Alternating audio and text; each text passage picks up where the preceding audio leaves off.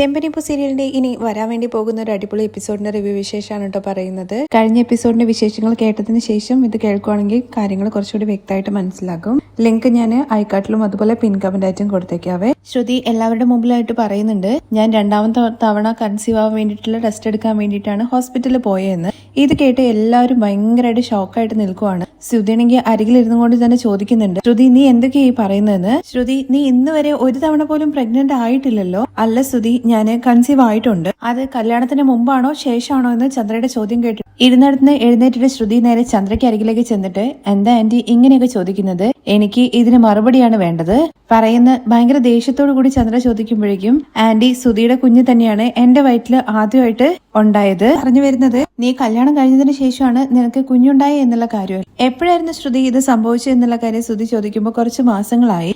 എന്നാ ആ കുഞ്ഞ് എന്റെ വയറ്റിൽ നിന്നില്ല, എബോഷനായി. അതൊക്കെ ഭയങ്കര അഭിനയാണ് കേട്ടോ. നല്ല കരച്ചിലൊക്കെ ആയിട്ടാണ് ശ്രുതി ഈ കാര്യങ്ങൾ എല്ലാവരുടെ അടുത്തും പറയുന്നത്. കാരണം എല്ലാവരും വിശ്വസിക്കണല്ലോ അതിന് വേണ്ടിയിട്ട്. ഇത് കേട്ട് ഷോക്കിലാണെങ്കിൽ ശ്രുതി വന്നിട്ട്, എബോഷനായോ ശ്രുതി എന്ന് ചോദിക്കും. അതേ ശ്രുതി, നമ്മുടെ കുഞ്ഞ് ഈ ലോകം കാണാതെ പോയി. ഇങ്ങനെ ഒരു സംഭവം നടന്നത് നീ എന്താ ശ്രുതി എന്റെ അടുത്ത് പറയാഞ്ഞെന്ന് ചന്ദ്ര ചോദിക്കുമ്പോ, ആന്റി കൺഫേം ആയതിനു ശേഷം ആന്റിയുടെ അടുത്ത് പറയാന്നാ വിചാരിച്ചത്. എന്നാ എന്റെ അച്ഛൻ ജയിലിലായ കാര്യം ആ സമയത്താണ് ഇളയച്ചൻ ഇവിടെ വന്ന് പറഞ്ഞത്. അച്ഛൻ ജയിലിലാണെന്നുള്ള കാര്യം അറിഞ്ഞതോട് കൂടിയിട്ട് ഞാന് ആകെ തളർന്നു പോയി. എന്റെ തലയെല്ലാം ചുറ്റുന്നത് പോലെ ആയിരുന്നു. ആ സമയത്ത് എനിക്ക് ഈ കാര്യം ആരുടെ പറയാൻ വേണ്ടി പറ്റിയില്ല. എന്തിനു ശ്രുതി, നീ പോലും ഇതൊന്നും അറിഞ്ഞിട്ടില്ല. പക്ഷേ രാത്രികളിൽ ഒരുപാട് ദിവസം ഞാൻ ഇരുന്ന് കരഞ്ഞിട്ടുണ്ട്. അതിനെക്കുറിച്ച് ചിന്തിച്ച് ആ സ്ട്രെസ്സിലാണ് എനിക്ക് അബോഷനായെന്നൊക്കെ പറഞ്ഞിട്ട് ശ്രുതി ഭയങ്കര കരച്ചിലാണ്. അത് കേൾക്കുമ്പോഴേക്കും ചന്ദ്രയുടെ മനസ്സ് അലിയുന്നുണ്ട്. ചന്ദ്രയും ഭയങ്കര സെന്റിയായിട്ട് കരഞ്ഞുകൊണ്ട് ശ്രുതിക്ക് അരികിലേക്ക് ചെന്നിട്ട്, ഈ കുടുംബത്തിന്റെ ആദ്യത്തെ തലമുറ ജനിച്ച അതേ സമയത്ത് നീ എന്റെ അടുത്ത് പറഞ്ഞിട്ടുണ്ടായിരുന്നെങ്കിൽ നിന്നെ ഞാൻ തങ്കം പോലെ നോക്കില്ലായിരുന്നു. ഇങ്ങനൊരു സംഭവം സംഭവിക്കാൻ വേണ്ടിയിട്ട് ഞാൻ വിട്ടുകളയായിരുന്നോ എന്നൊക്കെ പറഞ്ഞിട്ട് ചന്ദ്രയും കരയാണ്. അത് പറയണമെന്ന് വിചാരിക്കുന്നതിന് മുമ്പ് ആന്റി ഇങ്ങനെയൊക്കെ സംഭവിച്ചു പോയി. ഇപ്പൊ തന്നെ ആന്റിക്ക് ഇത് ഒട്ടും സഹിക്കാൻ വേണ്ടി പറ്റുന്നില്ല.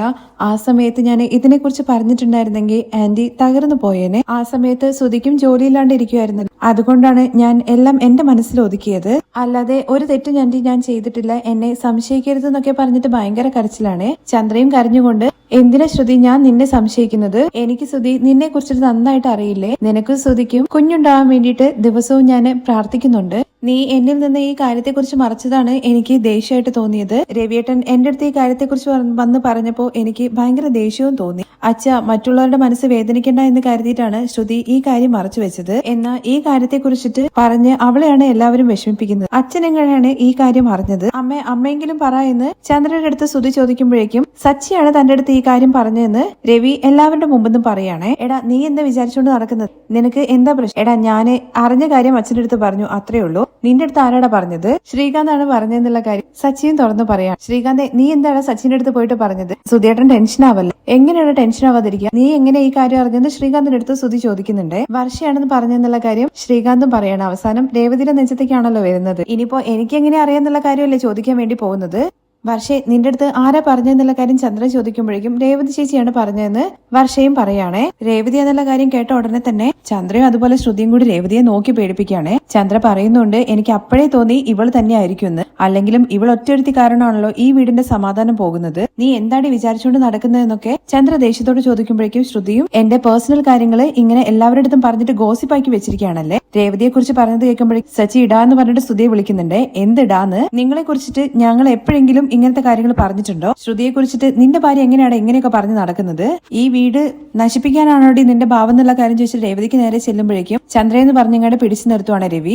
നിങ്ങൾ എന്തിനാ എന്നെ തടയുന്നത്? നിങ്ങളായിട്ട് കൂട്ടിക്കൊണ്ട് വന്നതല്ലേ? ഈ വീട് നാശാക്കാൻ വേണ്ടി മാത്രമായിട്ട് വന്നതാണ് ഇവള്. അമ്മേ, ഞാൻ ഒരിക്കലും ശ്രുതിയെ കുറിച്ച് മോശമായിട്ട് രീതിയിലൊന്നും പറയണമെന്ന് വിചാരിച്ചതല്ല. മൊത്തം കുടുംബത്തിന്റെ മേലും എന്റെ മേലൊരു സംശയം ഉണ്ടാക്കാനുള്ള ഒരു വഴി രേവതി നീ ഉണ്ടാക്കിയില്ലേ? നീ എന്തിനാണ് ഇങ്ങനെ ചെയ്തതെന്ന് അതിന് മാത്രം എന്നോട് എന്താ ദേഷ്യം എന്നുള്ള കാര്യം ശ്രുതി ചോദിക്കും. ഞാനൊരിക്കലും പ്രശ്നം ഉണ്ടാക്കാൻ വേണ്ടിയിട്ടല്ല ശ്രുതി ഇങ്ങനെയൊന്നും ചെയ്തത്. നീ വായ മൂടടി. നീ നല്ലവളാണെന്നുള്ള കാര്യം അറിയിക്കാൻ വേണ്ടിയിട്ട് ശ്രുതിയെ മോശക്കാരിയാക്കാൻ വേണ്ടി ശ്രമിക്കുകയാണോ? നീ ഈ വീട്ടിൽ മാത്രമാണോ അറിഞ്ഞത്, അതോ നാട്ടിൽ മൊത്തം അറിയിച്ചോ എന്നൊക്കെ ചോദിക്കുകയാണ് ചന്ദ്ര.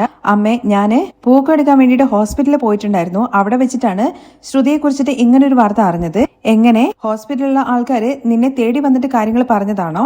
അല്ല അവിടെ ചോദിച്ചപ്പോ എന്ന് പറഞ്ഞിട്ട് രേവതി തുടങ്ങുമ്പോഴേക്കും അപ്പോ ശ്രുതിയുടെ പുറകെ നടന്നിട്ട് സ്പൈ വർക്ക് ചെയ്യലാണല്ലേ നിന്റെ പണി. കേട്ടില്ലേ അമ്മേ? എടി നിനക്ക് കുറച്ചുപോലും നാണമില്ലേ? അവള് എന്ത് ചെയ്തു കഴിഞ്ഞാലും നിന്റെ പ്രശ്നം എന്താണ്? അവളെ കുറിച്ചിട്ട് നീ എന്തിനാണ് ചോദ്യം ചെയ്യാൻ വേണ്ടി നിന്നെന്നൊക്കെ ചോദിച്ചിട്ട് ചന്ദ്ര രേവതിക്ക് നേരെ ചെല്ലുവാണ്. എല്ലാവരും കൂടി ചേർന്നിട്ട് രേവതി ഇങ്ങനെ ചോദ്യം ചെയ്യുന്നത് കാണുമ്പോഴേക്കും സച്ചി ചോദിക്കുന്നുണ്ട്, ഇതിന് മാത്രം അവൾ എന്ത് തെറ്റാ ചെയ്തത്? എന്താടാ നിന്റെ ഭാര്യ തെറ്റൊന്നും ചെയ്തില്ല എന്ന് ശ്രുതി ചോദിച്ചിട്ട് കാഷ്വൽ ആയിട്ട് രേവതി ചേച്ചി ചോദിച്ചു. അത്രയല്ലേ ഉള്ളൂ എന്ന് വർഷ ചോദിക്കുമ്പോൾ ഇവളെന്തിനാണ് അവളെ കുറിച്ചിട്ട് അന്വേഷിക്കാൻ വേണ്ടി നടക്കുന്നതെന്ന് ചന്ദ്ര.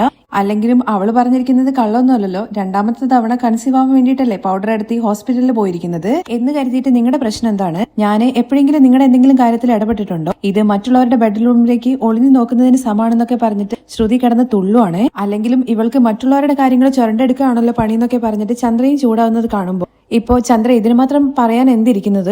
നമുക്ക് അറിയുന്ന ആൾക്കാർ ഹോസ്പിറ്റലിൽ പോയി കഴിഞ്ഞു കഴിഞ്ഞാൽ എന്താണ് ഏതാണെന്നുള്ള കാര്യം അന്വേഷിക്കുക തന്നെ ചെയ്യില്ലേ? അത് ഒരു സ്നേഹത്തിന്റെ പേരിൽ മാത്രമല്ലേ? പിന്നെ ഇവൾക്ക് ഭയങ്കര സ്നേഹമല്ലേ? അങ്ങനെ സ്നേഹമുള്ളവളാണെന്നുണ്ടെങ്കിൽ ഇവള് നേരെ ശ്രുതിയുടെ അടുത്ത് വന്ന് ചോദിക്കണമായിരുന്നു. ഇത് നിനക്ക് അവസാനത്തെ വാണിംഗ് ആണ്. ഇനി ഒരിക്കൽ കൂടി ശ്രുതിയുടെ എന്തെങ്കിലും കാര്യത്തിൽ ഇടപെട്ട് കഴിഞ്ഞാൽ ഞാൻ മനുഷ്യ സ്ത്രീ ആയിരിക്കില്ല എന്ന് പറയുമ്പോൾ അല്ലെങ്കിലും നിങ്ങൾ എപ്പോഴാണ് മനുഷ്യ സ്ത്രീ ആയിട്ട് ഇരുന്നിട്ടുള്ളത്? ഇപ്പോ നിങ്ങളെന്താ അവളെ വല്ല കൊലക്കുറ്റം ചെയ്തതുപോലെ അവളുടെ നെഞ്ചത്തേക്ക് കയറുന്നതൊക്കെ ചോദിച്ചിട്ട് സച്ചിൻ റേസ് ആവുന്നുണ്ട്. പക്ഷേ രവി ആണെന്നുണ്ടെങ്കിൽ മതി എന്ന് പറഞ്ഞിട്ട് നിർത്തുവാണ്. ഇത് നോക്കി ചന്ദ്ര, രേവതി ഒരിക്കലും കള്ളം പറയില്ല.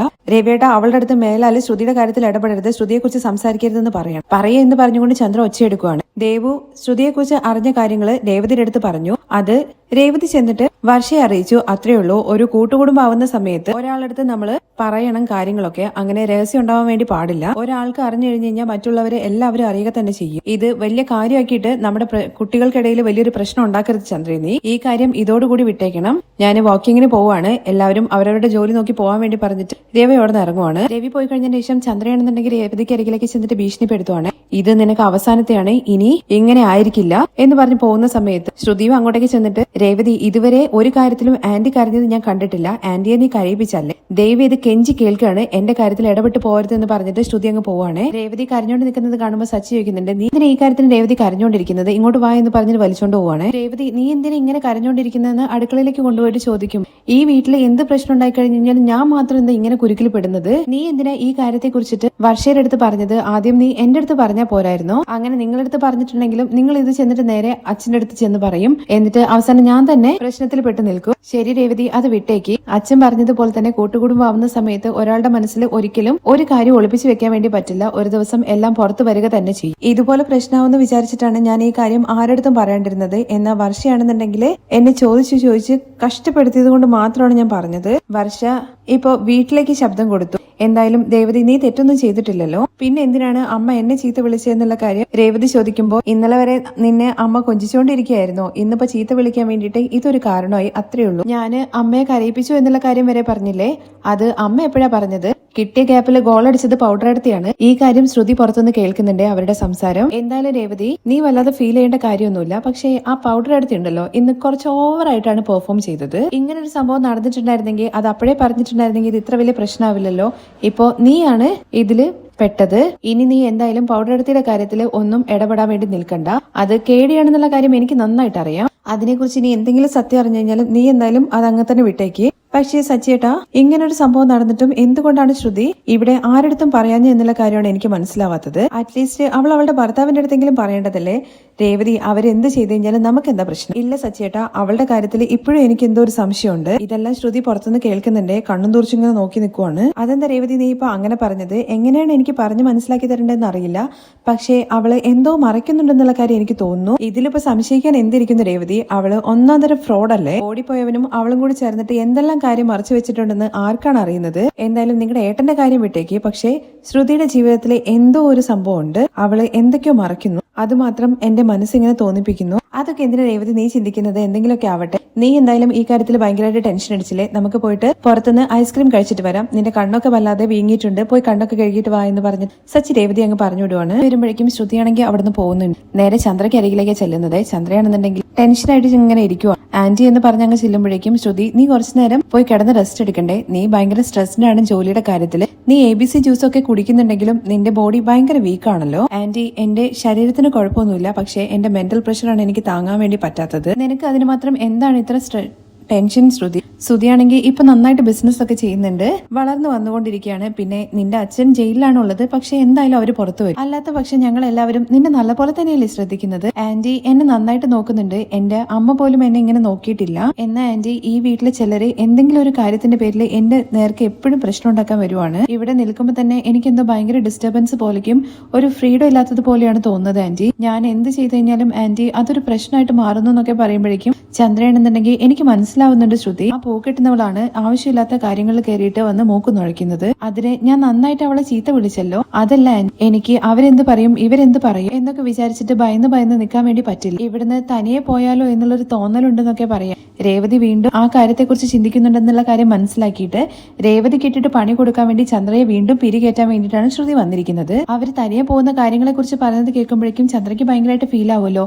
അയ്യോ നീ എന്താ ശ്രുതി ഇങ്ങനെയൊക്കെ പറയുന്നത്? വേറെ പിന്നെ ആന്റി എന്താണ് ചെയ്യേണ്ടത്? ഒരു പ്രൈവസി പോലും ഇല്ല. എന്ത് ചെയ്തു കഴിഞ്ഞാലും അത് വാച്ച് ചെയ്ത് നടക്കുവാണ്. നീ എന്തിനാണ് ആ രേവതിയെ കുറിച്ച് ആലോചിച്ചിട്ട് ടെൻഷൻ ആവുന്നത്? അവള് ഇവിടുന്ന് എല്ലാവരും എങ്ങനെങ്കിലും പറഞ്ഞു വിട്ടിട്ട് അവൾക്ക് ഇവിടെ തനിയെ ജീവിക്കണം, അതിനു വേണ്ടിയിട്ടാണ് ഇങ്ങനെയൊക്കെ ചെയ്യുന്നത്. ഇല്ല ആന്റി, എന്തായാലും അവര് തന്നെ ഇവിടെ നിന്നോട്ടെ, ഞാനും ശ്രുതിയും പുറത്തു പൊക്കോളാം. ഇല്ല ശ്രുതി, നീ എന്തിനാണ് ഇവിടുന്ന് പോകണമെന്നുള്ള കാര്യം ചിന്തിക്കുന്നത്? എന്റെ മകൻ ശ്രുതിയില്ലാതെ ഞാൻ എങ്ങനെയാ ഈ വീട്ടിൽ നിൽക്കും? നീയും ശ്രുതിയും ഒന്നായിട്ട് സന്തോഷമായിട്ട് ജീവിക്കണം, അത് കാണുന്നതല്ലേ ശ്രുതി എനിക്ക് സന്തോഷം. ഞാൻ പിന്നെ ആന്റി വേറെ എന്താ ചെയ്യേണ്ടത്? സച്ചിയാണെന്നുണ്ടെങ്കിൽ ഇടയ്ക്കിട്ട് വന്നിട്ട് എന്റെ അടുത്ത് പ്രശ്നം ഉണ്ടാക്കുന്നു. ഇപ്പോ രേവതിയാണെന്നുണ്ടെങ്കിൽ എന്നെ കുറിച്ചിട്ട് ഓരോ കാര്യങ്ങൾ പറഞ്ഞുണ്ടാക്കുന്നു. ഞാൻ എത്രയെന്ന് വിചാരിച്ചിട്ടാണ് ആന്റി അഡ്ജസ്റ്റ് ചെയ്യുന്നതൊക്കെ ചോദിക്കുമ്പോ നീ എന്തിനാ ശ്രുതി അഡ്ജസ്റ്റ് ചെയ്യുന്നത്? അല്ലെങ്കിലും ആ പൂക്കെട്ടുന്നവൾക്ക് കുറച്ച് കൊഴുപ്പ് കൂടുതലാണ്. അവള് വിചാരിക്കുന്ന കാര്യങ്ങൾ നടക്കണം, എന്നാ അതിന് ഞാൻ ഒരിക്കലും വിട്ടുകൊടുക്കില്ല. ഞാൻ ഉള്ളിടത്തോളം കാലം അത് നടക്കൂല. അവള് ഈ വീട്ടിലിരുന്ന മാത്രമല്ലേ, ആദ്യം അവളെ ഇവിടുന്ന് പുറത്താക്കണം. ഇല്ല ആന്റി, ഞങ്ങള് കാരണം എന്തായാലും വേറെ ആരും കഷ്ടപ്പെടണ്ട, ഞങ്ങള് പൊക്കോളാം. ഞാന് പറയുന്നൊന്ന് കേക്ക് ശ്രുതി, ഈ വീട്ടില് നിങ്ങളും ശ്രീകാന്തും വർഷയുമാണ് നിൽക്കേണ്ടത്. രേവതി അവളുടെ രാജ്യം വരുന്ന പോലെ ഇവിടെ ഭരിക്കണമെന്ന് വിചാരിച്ച് നടക്കുവാണ്. എന്നാ അവളുടെ സ്വപ്നങ്ങൾക്ക് ഞാനൊരു കുരുക്ക് വീഴ്ത്തുന്നുണ്ട്. ഇപ്പോ ആന്റി എന്ത് ചെയ്യാൻ വേണ്ടി പോകുന്നു എന്നുള്ള കാര്യം ചോദിക്കുമ്പോ എനിക്ക് കുറച്ച് സമയം താ, അവളെ എന്താ ചെയ്യേണ്ടെന്നുള്ള കാര്യം എനിക്കറിയാം. നീ ഒന്നിനെ കുറിച്ച് ഓർത്ത് ടെൻഷൻ അടിക്കണ്ട, പോയിട്ട് നിന്റെ ശരീരം നോക്ക്, ചെന്ന് റെസ്റ്റ് എടുക്ക്. അപ്പോഴേക്കും ആന്റി എന്ന് പറഞ്ഞിട്ട് വീണ്ടും വിളിക്കുവാണേ. പറയുന്നത് കേക്ക് ശ്രുതി, ചെന്ന് റെസ്റ്റ് എടുക്ക് എന്ന് പറഞ്ഞിട്ട് തള്ളി വിടുവാണ്. റൂമിലിരിക്കുകയാണ് ടെൻഷൻ അടിച്ചിട്ട്. ശ്രുതി അരികിലേക്ക് വരുമ്പോഴും ശ്രുതി എനിക്ക് മാത്രം എന്താ ഇങ്ങനെ നടക്കുന്നത്? നീ ഫീൽ ചെയ്യല്ലേ ശ്രുതി? ആന്റി എല്ലാവരുടെ മുമ്പിൽ വെച്ചിട്ട് എന്നെ എന്ത് ചോദ്യം ചെയ്യല ചെയ്തെന്നുള്ള കാര്യം ശ്രുതിയും കണ്ടതല്ലേ? അമ്മ എന്തോ അറിയാതെ സംസാരിച്ചതല്ലേ? പിന്നെ അമ്മ അവസാനം കരഞ്ഞില്ലേ? എന്റെ അടുത്ത് വന്നിട്ട് തനിയെ ചോദിച്ചിട്ടുണ്ടായിരുന്നെങ്കിൽ ഞാൻ തന്നെ ഈ കാര്യത്തെക്കുറിച്ച് പറയില്ലായിരുന്നോ? ആ സച്ചിയുടെ ഭാര്യയാണ് എല്ലാവരെയും അറിയിച്ചത്. എന്തായാലും കാര്യങ്ങൾ എല്ലാവരും അറിഞ്ഞല്ലോ. എല്ലാവരുടെ മുമ്പിൽ വെച്ചിട്ട് നീ കൊടുത്ത മറുപടി ഉണ്ടല്ലോ, അതാണ് ശരി. എന്താ ശ്രുതി നമുക്ക് മാത്രം ഇങ്ങനത്തെ കാര്യങ്ങളൊക്കെ സംഭവിക്കുന്നത്? എന്റെ ലൈഫിലേക്ക് എന്തിനാണ് എല്ലാവരും കയറി ഇടപെടുന്നത്? എനിക്കെന്തോ ഈ വീട്ടിൽ നിൽക്കാൻ വേണ്ടി പോലും പറ്റുന്നില്ല. അമ്മേന്റെ അടുത്ത് നീ ഈ കാര്യത്തെ കുറിച്ച് പറഞ്ഞല്ലേ? അമ്മ പറഞ്ഞു. പക്ഷെ ശ്രുതി നമ്മൾ എങ്ങനെയാണ് ഈ വീട് വിട്ട് പോകുന്നത്? അമ്മയ്ക്ക് ഞാനില്ലാതെ ഈ വീട്ടിൽ നിൽക്കാൻ വേണ്ടി പറ്റില്ല. അത് മാത്രമല്ല അമ്മയെ വിട്ടിട്ട് വരാൻ വേണ്ടിയിട്ട് എനിക്കും പറ്റത്തില്ല. അപ്പോ ശ്രുതി എന്റെ കൂടെ വരില്ലേ? അത് ശ്രുതി അങ്ങനെയല്ല ഞാൻ പറഞ്ഞത്. ചെറുപ്പം മുതലേ അമ്മയ്ക്ക് എന്നോടൊരു പ്രത്യേക സ്നേഹമാണ്. അങ്ങനത്തെ അമ്മയെ ഞാൻ എങ്ങനെ വിട്ടിട്ട് തനിയെ വരുവോ? ആന്റിക്ക് മാത്രമേ ഉള്ളൂ ശ്രുതിയോട് സ്നേഹം, മറ്റാർക്കും ഈ വീട്ടില് ശ്രുതിയുടെ അടുത്ത് മര്യാദ പോലുമില്ല. ആ സച്ചി നിന്നെ കുറിച്ചിട്ട് എന്തെല്ലാം കാര്യങ്ങളാ പറയുന്നത്? അവനൊക്കെ ഒരാളാണോ? നീ അവനെ കുറിച്ച് എന്തിനാ ചിന്തിക്കുന്നത്? സച്ചി പഠിച്ചിട്ടില്ല, കാർ ഓടിക്കുന്നു. എങ്കിലും ഈ വീട്ടില് എല്ലാവർക്കും അവന്റെ മേലൊരു ഭയമുണ്ട്. എന്തിന് ആന്റി വരെ സച്ചിയെ കണ്ടിട്ട് ഭയപ്പെടും. അതിന് പറ്റുന്ന രീതിയിൽ രേവതിയും നടക്കുന്നുണ്ട്. അവരെന്തിനാണ് നമ്മുടെ ലൈഫിൽ തലയിടാൻ വേണ്ടി വരുന്നത്? അതുകൊണ്ടാണ് ഞാൻ പറഞ്ഞത് തനിയെ പോകാമെന്ന്. അല്ലാതെ ഒരിക്കലും ശ്രുതിയെ അമ്മയിൽ നിന്ന് പിരിച്ചു പോകണമെന്നുള്ള ഇതൊന്നും എനിക്കില്ല. ശരി ശ്രുതി, അതിനെക്കുറിച്ചൊക്കെ നീ വിട്ടേക്ക്. എന്തിനാണ് ആ സച്ചിയെ രേവതിയെ കുറിച്ചിട്ട് നീ ചിന്തിക്കുന്നത്? രേവതിയാണെന്നുണ്ടെങ്കിൽ നിന്റെ അടുത്ത് പോലും വരില്ലായിരുന്നു. ഇപ്പോ അവളാണെന്നുണ്ടെങ്കിൽ നിന്റെ പേര് തന്നെ സ്പോയിൽ ചെയ്യാൻ വേണ്ടി ശ്രമിച്ചു. അറ്റ്ലീസ്റ്റ് ശ്രുതി നിനക്ക് എന്റെ അടുത്ത് ഈ കാര്യത്തെക്കുറിച്ച് നേരത്തെ പറയാമായിരുന്നു. ആ സമയത്ത് ശ്രുതിക്ക് ശരിയായിട്ടുള്ള ജോലിയൊന്നും ഇല്ലായിരുന്നല്ലോ, ശ്രുതിയും ടെൻഷനിലായിരുന്നല്ലോ. ഇതിനെക്കുറിച്ച് പറഞ്ഞിട്ട് വെറുതെ ശ്രുതിയെ ഹേർട്ട് ചെയ്യണ്ടെന്ന് വിചാരിച്ചിട്ടാണ് ഞാന് പറയാണ്ടിരുന്നത്. ശ്രുതിക്കും എന്നോട് ദേഷ്യമാണോ എന്ന് ചോദിക്കുമ്പോൾ ഞാൻ എന്തിനാ ശ്രുതി നിന്നോട് ദേഷ്യപ്പെടുന്നത്? ആക്ച്വലി ഞാൻ ഭയങ്കര ഹാപ്പിയാണ്. ഹാപ്പിയോ എന്ന് ചോദിക്കുമ്പോ ഞാനും ഒരു അച്ഛനായിരുന്നല്ലോ. ശ്രുതി കൺസീവ് ആണെന്നുള്ള കാര്യമാണല്ലോ പറഞ്ഞത്. ശ്രുതിയുടെ കുഞ്ഞിനെയാണ് വയറ്റിൽ ചുമന്നതെന്നുള്ള കാര്യം പറഞ്ഞു. പക്ഷെ അത് വല്ലവന്റെയും കുഞ്ഞാണെന്നുള്ള കാര്യം ശ്രുതിക്ക് അറിയില്ലല്ലോ. പൊട്ടനെ പോലെ ചിരിച്ചോണ്ടിരിക്കുകയാണ്. ശ്രുതിക്കാണെങ്കിൽ അത് കേൾക്കുമ്പോൾ നല്ല ടെൻഷനും ഉണ്ട്. അതിന് ശ്രുതി ആ കുഞ്ഞ് ജനിച്ചില്ലല്ലോ, അതിനെക്കുറിച്ച് ഓർക്കുമ്പോ ടെൻഷനുണ്ട്. പക്ഷെ എങ്ങനെയാണെന്നുണ്ടെങ്കിലും നമ്മൾ രണ്ടുപേരും അച്ഛനും അമ്മയായില്ലേ, അതിനെ കുറിച്ച് ഓർക്കുമ്പോൾ എനിക്ക് സന്തോഷമുണ്ട്. ഞാൻ ഇപ്പോഴും വിചാരിക്കുന്നത് ഞാൻ അച്ഛനായി എന്ന് തന്നെയാണ്. നമുക്ക് കുഞ്ഞ് ജനിക്കാതെ പോയതിന്റെ പേരിൽ ശ്രുതിക്ക് വിഷമമില്ലേ? നിനക്ക് അടുത്ത കുഞ്ഞ് പുറക്കാൻ വേണ്ടി പോകുന്നു എന്നുള്ള കാര്യത്തെ കുറിച്ച് ഓർത്ത് എനിക്ക് സന്തോഷമാണുള്ളത്. ശ്രുതി എന്തിനെ കുറിച്ചാ പറയുന്നത് എനിക്ക് മനസ്സിലാവുന്നില്ല. നമുക്ക് ആ കുഞ്ഞ് ജനിക്കാതെ പോയി, പക്ഷെ ഇതിൽ നിന്ന് കൺഫേം ആക്കിക്കൂടെ നമുക്ക് രണ്ടുപേർക്കും ഒരു കുഴപ്പമില്ല എന്ന്? നീ ടെസ്റ്റ് എടുക്കണം എന്നൊക്കെ പറഞ്ഞിട്ടുണ്ടായിരുന്നല്ലോ, ഇനി എന്തായാലും അതിന്റെ ആവശ്യമില്ല. അതിനെ കുറിച്ച് ഓർക്കുമ്പോൾ ഞാൻ എന്തായാലും ഹാപ്പിയാണ്. എന്തായാലും ആദ്യത്തെ കുഞ്ഞ് ഇങ്ങനെ ആയിപ്പോയി എന്ന് വിചാരിച്ചിട്ട് സങ്കടപ്പെടേണ്ട കാര്യമൊന്നുമില്ല. ഉടനെ തന്നെ നമുക്ക് അടുത്ത കുഞ്ഞുണ്ടാവും. അതിൽ എനിക്ക് ഭയങ്കര കോൺഫിഡന്റ് ഉണ്ട്. എന്നൊക്കെ പറഞ്ഞിട്ട് ശ്രുതി തലയാട്ടുന്നൊക്കെ ഉണ്ട് കേട്ടോ. ശ്രുതി, ഇപ്പോ ആ കുഞ്ഞ് പോവാണ്ടേ നിന്റെ വയറ്റിലുണ്ടായിരുന്നെങ്കിൽ നിനക്കിപ്പോ എത്ര മാസം ആവായിരുന്നു ചോദിക്കുകയാണേ. അത് കുഞ്ഞ് പോയില്ലേ എങ്കിലും നീ ഒന്ന് പറ ശ്രുതി. ഒരു 4-5 മാസമായി കാണും. ഇപ്പൊ ആ കുഞ്ഞുണ്ടായിരുന്നെങ്കിൽ ഉറപ്പായിട്ട് നമ്മൾ ആ കുഞ്ഞിന്റെ ഫ്യൂച്ചറിനെ കുറിച്ച് ചിന്തിക്കില്ലായിരുന്നോ? നമ്മൾ എന്ത് പേരിടണം എന്നുള്ള കാര്യത്തെ കുറിച്ച് ചിന്തിക്കും. ഉറപ്പായിട്ട് ഞാൻ പറയുന്ന പേര് നിനക്ക് ഇഷ്ടപ്പെടില്ല, നീ വേറൊരു പേര് പറയും. അങ്ങനെ നമ്മൾ രണ്ടുപേരും കൂടി അടിയുണ്ടാക്കും. പിന്നെ ഇടയ്ക്കിടയ്ക്ക് നമ്മൾ ഹോസ്പിറ്റലിൽ പോകുകയും ഈ സമയത്തിനകം തന്നെ സ്കാനിങ് ഒക്കെ ചെയ്യില്ലേ? അതുമാത്രമല്ല കുഞ്ഞിന്റെ ശരീരത്തിലൊക്കെ വളർച്ച വരില്ലേ, കുഞ്ഞു കുഞ്ഞു കൈയും കാലും ഒക്കെ കണ്ടിട്ട് നമ്മൾ ഒരുപാട് സന്തോഷിക്കില്ലേ? ശരിക്കും ശ്രുതിയുടെ വയറ്റിൽ ആ കുഞ്ഞുണ്ടാവുമ്പോൾ എന്തെല്ലാം കാര്യങ്ങളാണ് നടക്കുന്നത് എന്നുള്ള കാര്യങ്ങളെ കുറിച്ച് ഓർത്തിട്ട് ശ്രുതി ഭയങ്കര സന്തോഷത്തോട് കൂടിയിട്ടാണ് ഓരോരോ കാര്യങ്ങളും പറയുന്നത്. പക്ഷേ ശ്രുതിക്കാണെങ്കിൽ സന്തോഷിക്കാൻ വേണ്ടി പറ്റുന്നില്ല. എല്ലാത്തിനും എന്ന മട്ടിൽ തലയാട്ടം മാത്രമാണ് കേട്ടോ ചെയ്യുന്നത്. വീണ്ടും ശ്രുതി ഓരോ കാര്യങ്ങൾ പറയാണ്. ഇപ്പൊ തന്നെ നമ്മൾ കുഞ്ഞിന് വേണ്ടി ഡ്രസ്സുകളൊക്കെ മേടിക്കാൻ തുടങ്ങും, തൊട്ടിൽ മേടിക്കും, ഈ കുഞ്ഞിന് വേണ്ടിയിട്ടുള്ള എല്ലാ കാര്യങ്ങളും നമ്മൾ ചെയ്യും. നിനക്ക് ചിലപ്പോൾ ഇടയ്ക്കിടയ്ക്ക് തല ചുറ്റിയിട്ട് മയക്കം വരും. ഞാൻ ഉറപ്പായിട്ടും അത് കണ്ടിട്ട് ഭയപ്പെടും കേട്ടോ. പിന്നെ ഈ സമയത്ത് പച്ചമാങ്ങ തിന്നാനൊക്കെ തോന്നുന്നുള്ള കാര്യം പറയില്ലേ, അങ്ങനെയാകുമ്പോൾ ഞാൻ നിനക്ക് ഒരുപാട് മാങ്ങ മേടിച്ചോണ്ട് തരും. ഇന്ന് ഷോറൂമിലേക്ക് ടീച്ചേഴ്സ് സ്കൂൾ അഡ്മിഷന് വേണ്ടിയിട്ടുള്ള ഫോംസ് ഒക്കെ എടുത്തോണ്ട് വന്നില്ലായിരുന്നോ, അതൊക്കെ ഞാൻ ഇപ്പോഴേ മേടിച്ചു വെക്കായിരുന്നു എന്നൊക്കെ പറഞ്ഞിട്ട് ശ്രുതി ഭയങ്കര സന്തോഷത്തോട് ഓരോ കാര്യങ്ങൾ പറയുമ്പോഴേക്കും ശ്രുതി കരഞ്ഞുകൊണ്ട് ഓടി ചെന്നിട്ട് ശ്രുതിയെ കെട്ടിപ്പിടിക്കുവാണേ. ശ്രുതി, നീ കരയൊന്നും വേണ്ട, സങ്കടപ്പെടുകയും വേണ്ട, ഉറപ്പായിട്ട് നമുക്ക് അധികം വൈകാതെ തന്നെ ഒരു കുഞ്ഞുണ്ടാകും. ശ്രുതി അങ്ങനെയൊക്കെ പറയുന്നുണ്ടെങ്കിലും ശ്രുതി മനസ്സിലിങ്ങനെ വിചാരിക്കുന്നുണ്ട്, ശ്രുതി സോറി, ഞാൻ നിന്നെ ഒരുപാട് കള്ളങ്ങൾ പറഞ്ഞിട്ട് പറ്റിച്ചിട്ടുണ്ട്.